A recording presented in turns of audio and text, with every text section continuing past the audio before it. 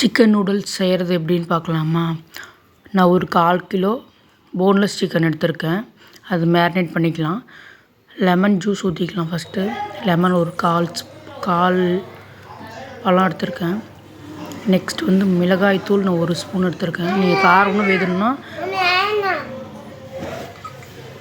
காரத்துக்காக ஒரு மிளகாய் தூள் 1 ஸ்பூன் எடுத்திருக்கேன்.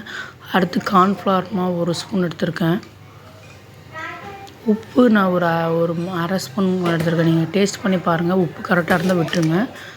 இல்லைன்னா கொஞ்சம் போடுங்க. நான் இது போட்டு 1/2 மணி நேரம் மேரினேஷன் பண்ணி வச்சுருக்கேன். செய்கிறதுக்கு ஒரு 1/2 hour முன்னாடி மேரினேஷன் பண்ணி வச்சுக்கிட்டேன். நீங்கள் அப்படி இந்த மசாலா தேவையில்லைன்னா நீங்கள் சிக்கன் 65 மசாலா எந்த மசாலாவாக இருந்தாலும் அதோடு போட்டு ஊற வச்சுட்டு கூட நீங்கள் பொரிச்சிக்கலாம். சிக்கன் 65 மசாலாவும் போட்டு பொரிச்சிக்கலாம். அப்படி இல்லைன்னா நீங்கள் இந்த மசாலாவும் சிம்பிளாக வேணும்னா இந்த மசாலாவும் போட்டு பொரிச்சிக்கலாம். போட்டு நல்லா 1/2 மணி நேரம் மேரினேஷன் பண்ணி வச்சுருங்க. அடுத்து நூடுல்ஸ் எப்படி வேக வைக்கலான்னு பார்க்கலாம்.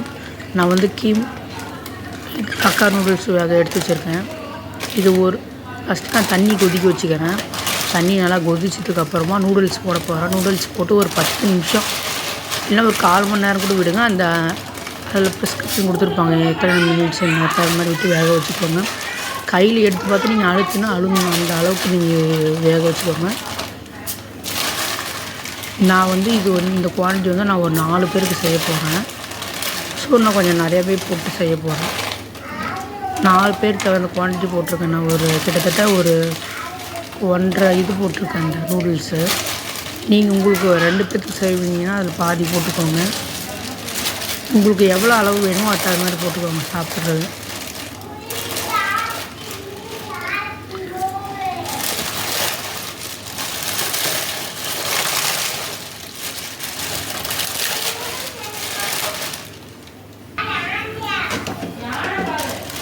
நல்லா போட்டு வேக வச்சுக்கோங்க. நல்லா கொதிச்சு வரணும். இதில் கொஞ்சம் எண்ணெய் ஊற்றிக்கலாம். ஏன்னா ஒட்டாமல் இருக்கிறதுக்காக கொஞ்சம் எண்ணெய் ஊற்றிக்கலாம். கல் உப்பு போட்டுக்கலாம். வேக வைக்கும் போது கொஞ்சம் உப்பு போட்டுக்கிட்டிங்கன்னா நூடுல்ஸில் அழகாக உப்பு பிடிச்சிக்கணும். அதுக்கப்புறமா நம்ம இதில் நூடுல்ஸ் செய்யும்போது உப்பு கம்மியாக போட்டுக்கலாம். போட்டு கொஞ்சம் நல்லா கிண்டி விட்டுக்கோங்க. அடிக்கடி அடி பிடிக்குங்க. நம்ம கிளறாமல் விட்டுட்டோம்னா அடி பிடிக்கும். பாருங்கள் நல்லா கொதிச்சு வருது. நல்லா வெந்ததுக்கப்புறமா தண்ணியில் நான் கோல்டு வாட்டரில் ரின்ஸ் பண்ணி எடுத்துக்கிட்டேன். நெக்ஸ்ட்டு தேவையான பொருள் என்னென்னு பார்க்கலாம். நான் வந்து வெங்காயம் 6 எடுத்துருக்கேன். முட்டைக்கோஸ் எடுத்துருக்கேன். கேரட் திருவி வச்சுருக்கேன். ப்ரொக்கோலி 20 கேப்சிகம் ப்ரொக்கோலி எடுத்துருக்கேன். நீங்கள் இன்னும் வேறு எதனா காய் வேணுன்னா கூட மேரினேட் பண்ணி வச்சுருக்கேன். சிக்கன் 65 பொரிச்சிக்கலாம். சிக்கன் 65 ஃபஸ்ட்டு பொரிச்சு எடுத்து வச்சுட்டு அதுக்கப்புறமா நீங்கள் நூடுல்ஸ் செய்கிறது கரெக்டாக இருக்கும். இன்கேஸ் நீங்கள் சிக்கன் நூடுல்ஸ் செய்யலைன்னா இந்த டைமில் ஸ்கிப் பண்ணிக்கிட்டிங்கன்னா வெறும் எக் நூடுல்ஸ் மட்டும் செய்கிறீங்கன்னா எக்கு மட்டும் போட்டு ஃப்ரை பண்ணிக்கலாம். ஃப்ரை பண்ணிட்டு நூடுல்ஸ் போட்டு இது பண்ணிக்கலாம். நீங்கள் சிக்கன் நூடுல்ஸ் செய்கிற மாதிரி இருந்தால் இந்த மாதிரி போட்டு ட்ரை பண்ணி பாருங்கள். நான் வந்து சிம்பிள் மசாலா தான் போட்டிருக்கேன். ரொம்ப அதிகமாக மசாலாலாம் போடல. இது வந்து மைல்டாக வீட்டில் செய்கிறது நல்லாயிருக்கும். ட்ரை பண்ணி பாருங்கள் எப்படி இருக்குன்னு.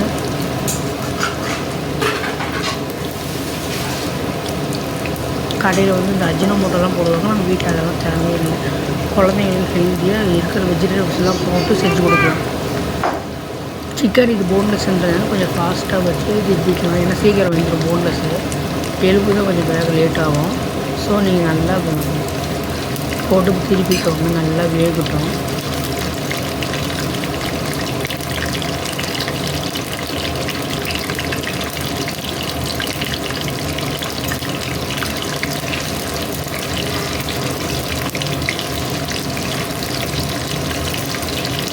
நல்லா வேகட்டும். திருப்பி இருங்க.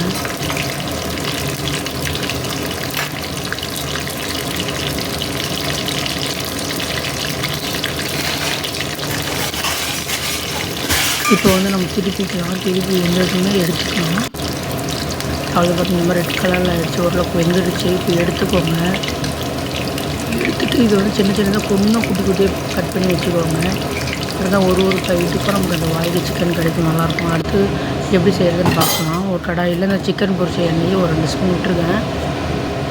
அதனால தான் அந்த எல்லோ கலரில் இருக்குது. அடுத்து வந்து நான் முட்டை வந்து 1 ஊற்றிருக்கேன். நீங்கள் 2 போட்டுக்கலாம். இல்லை 3 கூட போட்டுக்கலாம். நான் 1 இருக்குனால 1 போட்டுக்கிறேன். இந்த டைமில் நீங்கள் முட்டை உங்களுக்கு அதிகமாக வேணுன்னா நீங்கள் 2 கூட போட்டுக்கலாம், 3 கூட போட்டுக்கலாம். இதோடய உப்பு போட்டு கொஞ்சம் நல்லா வணக்குங்க, ஃபாஸ்ட்டாக வச்சு வணக்குங்க. நல்லா கொஞ்சம் வணக்கிக்கோங்க. நல்லா வணங்கிட்டு நல்லா வணங்கி தனித்தனி வகையனா இது எக்கு நல்லா வணக்கலைன்னா ஒரு மாதிரி எக் ஸ்மெல் அடிக்கும் ஃபுல்லாகவே நூடுல்ஸ் ஃபுல்லாக. ஸோ நல்லா எக்கு நல்லா வணக்கிக்கோங்க. வணக்கினா தான் அந்த ஸ்மெல் வராது. எக்கு நல்லா வணக்கினதுக்கப்புறமா வெங்காயம் போட்டுக்குவோங்க.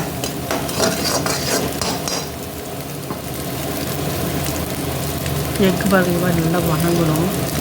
தனித்தனியாக உதிர வந்துச்சு பாருங்க. இப்போ வெங்காயம் போட்டுக்கலாம். வெங்காயம் போட்டு கொஞ்சம் நல்லா வணக்குங்க பாருங்க. இந்த மாதிரி நல்லா வணங்கணும். அடுத்து நம்ம நறுக்கி வச்சு காயெல்லாம் போட்டுக்கலாம். ஆனால் கேரட் வந்து பாப்பா குட்டி குட்டியாக அறுத்து சாப்பிட மாட்டேன். இது மாதிரி திருவி போட்டால் அவங்களுக்கு ஈஸியாக இருக்கும். ஸோ அதனால் திருவி போட்டுக்கிட்டேன். அதே மாதிரி இது அடுத்து குடமிளகா போட்டிருக்கேன். இது வந்து ப்ரொக்கோலி போட்டிருக்கேன். நீங்கள் ப்ரொக்கோலியுமே திருவி போட்டுக்கலாம், நல்லாயிருக்கும்.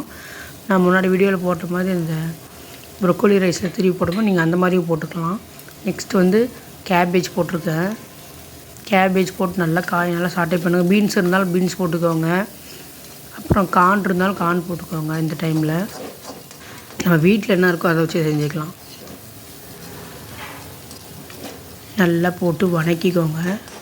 நல்லா சாட்டை பண்ணுங்கள். நல்லா வணங்கணும். இதுக்கு உப்பு கொஞ்சம் போட்டுக்கலாம், ரொம்ப வேண்டாம். காய்க்கு தேவையான உப்பு மட்டும் போட்டுக்கோங்க. நல்லா வணக்குங்க.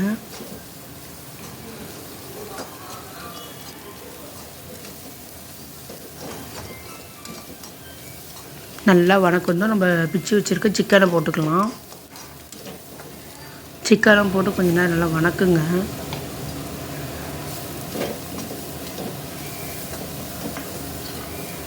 நல்லா வணக்கிட்டு அடுத்து நூடுல்ஸ் போட்டுக்கலாம். ஃபஸ்ட்டு நூடுல்ஸ் கொஞ்சம் கொஞ்சமாக எடுத்து போட்டுக்கோங்க. அப்போ தான் நல்லா உதிர கிடைக்கும். நல்லா உதிர வந்துச்சு. அடுத்து வந்து ஃபஸ்ட்டு கிளறிட்டு அதுக்கப்புறமா நம்ம என்னென்ன சாஸ் போடலான்னு பார்க்கலாம். இப்போ வந்து சோயா சாஸ் ஒரு டீஸ்பூன் ஊற்றிருக்கேன், ரொம்ப ஊற்ற வேண்டாம். அடுத்து சர்க்கரை போட்டுக்கலாம், கொஞ்சம் நல்லாயிருக்கும் ஸ்வீட்னஸ் இதுக்கு. அடுத்து மிளகாய்த்தூள் நான் ஒரு 1/2 ஸ்பூன் போட்டிருக்கேன். நீங்கள் இந்த டைம் மிளகாய்த்தூள் வேணும்னா ஸ்கிப் பண்ணிக்கலாம். குழந்தைங்களுக்கு கொடுக்குற மாதிரி தான் நீங்கள் வெறும் பெப்பர் மட்டும் போட்டுக்கலாம். இப்போ இதெல்லாம் வணக்குங்க. வணக்கினதுக்கப்புறமா நம்ம பெப்பரும் டொமேட்டோ கெச்சப்பும் போட்டுக்கலாம். நீங்கள் மல்லி இலை இருந்தாலும் மல்லி இலை போட்டுக்கலாம். இல்லை ஸ்ப்ரிங் ஆனியன் இருந்தாலும் இந்த டைமில் ஸ்ப்ரிங் ஆனியன் போட்டும் கிளறிக்கலாம். எது இருக்கோ போட்டுக்கலாம். இல்லைன்னா நான் போடாமல் விட்டுறேன்னா இல்லை அதனால் போடலை. இருந்தால் நீங்கள் போட்டுக்கலாம் மல்லி இலை. நல்லா வணக்கிக்கோங்க. நல்லா வணங்கட்டும். நல்லா வணங்கினதுக்கப்புறமா பெப்பர் நீங்கள் காரம் டேஸ்ட் பண்ணி பார்த்துட்டு காரம் இதே ஓகேனா போடுங்க. அப்படி இல்லைன்னா பெப்பர் கொஞ்சமும் டொமேட்டோ கெச்சப் கொஞ்சமும் போட்டுக்கலாம். கொஞ்சமான பெப்பர் போட்டிருக்கேன், ஏன்னா இது காரம் போட்டிருக்கறதுனால. டொமேட்டோ கெச்சப் சும்மா கொஞ்சமாக ஊற்றிக்கிறேன்.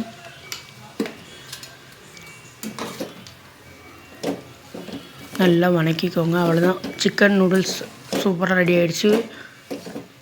ஹோட்டல் ஸ்டைல் மாதிரி ட்ரை பண்ணி பாருங்கள், எப்படி இருக்குன்னு சொல்லுங்கள்.